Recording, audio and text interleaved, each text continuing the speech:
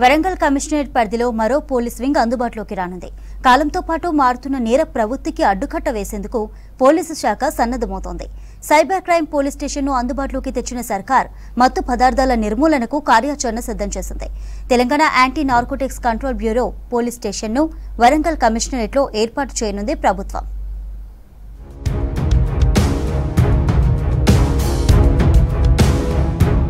గంజాయితో పాటు ఇతర నిషేధిత డ్రగ్స్ పట్టుబడుతుండటంతో వరంగల్పై ప్రత్యేక దృష్టి పెట్టింది ప్రభుత్వం. వరంగల్లో ప్రత్యేకంగా మాదక ద్రవ్యాల నిర్మూలనకు ప్రభుత్వం కార్యాచరణ సిద్ధం చేసింది. త్వరలో Telangana anti narcotics control bureau 4 చోట్ల ప్రత్యేక ఠాణాలు ఏర్పాటు చేయనుంది. అందులో వరంగల్ ఒకటి. వరంగల్ కమిషనరేట్ పరిధిలోని స్టేషన్ ప్రత్యేకంగా ఇందుకోసం పనిచేయనుంది. ప్రస్తుతం ఎన్డీపీఎస్ విభాగంలో ఏసీపీ 2 ఇన్స్పెక్టర్లు విధులు నిర్వర్తిస్తున్నారు.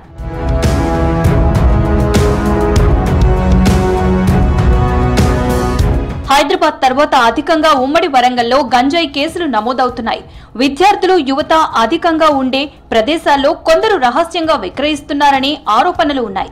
గంజాయి సేవించి నేరాలకు, హత్యలకు పాల్పడుతున్న కేసులు నమోదవుతున్నాయి. ఈ నెల 8న ఏపీ నుంచి మహారాష్ట్రకు గంజాయిని అక్రమంగా తరలిస్తున్న 3 వ్యక్తులను వరంగల్లో పట్టుకున్నారు. వారి నుంచి 192 కిలోల ఎండు గంజాయిని స్వాధీనం చేసుకున్నారు. మార్కెట్లో దీని విలువ దాదాపు 50 లక్షల రూపాయల వరకు ఉంటుంది.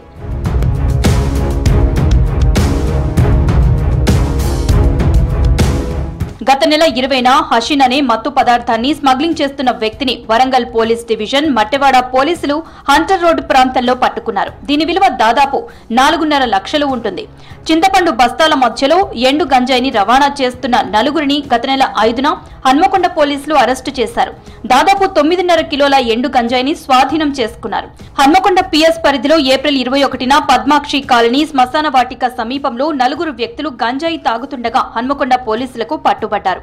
వారి నుంచి 2 కిలోల ఎండు గంజాయి స్వాధీనం చేసుకుని కేసు నమోదు చేసి రిమాండ్కు తరలించారు.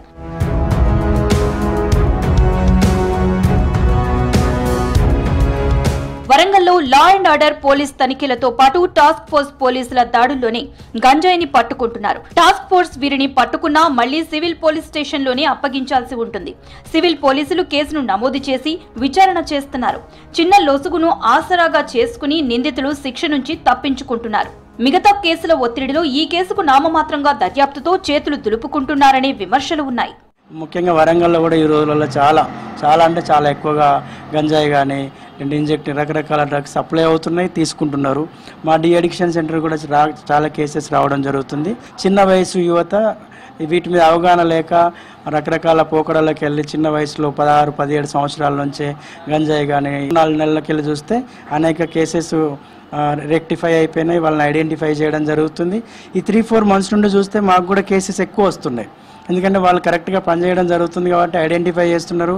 ఆ విక్టిమ్స్ని మాలాంటి చోటుకి రిఫర్ చేయడం కూడా జరుగుతుంది. ఒక ప్రత్యేకమైనటువంటి పోలీస్ స్టేషన్లు కనుక వీటికి ఎస్టాబ్లిష్ చేసినట్టయితే డెఫినెట్లీ విస్తరణ చెందుతున్నటువంటి ఈ డ్రగ్ మాఫియాని అరికట్టడానికి కోసానికి అవకాశం ఉంటుంది.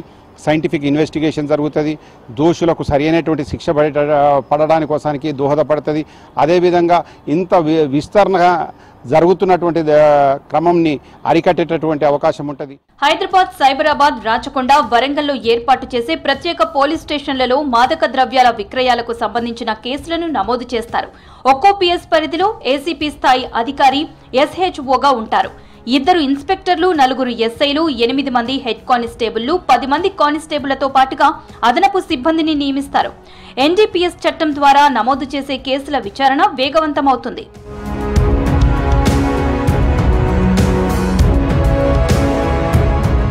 ఇలాంటి ప్రత్యేక పోలీస్ స్టేషన్లు నెలకొల్పితే దర్యాప్తు సమగ్రంగా జరిగి బాధ్యులకు శిక్షలు పడే అవకాశం ఉంటుంది.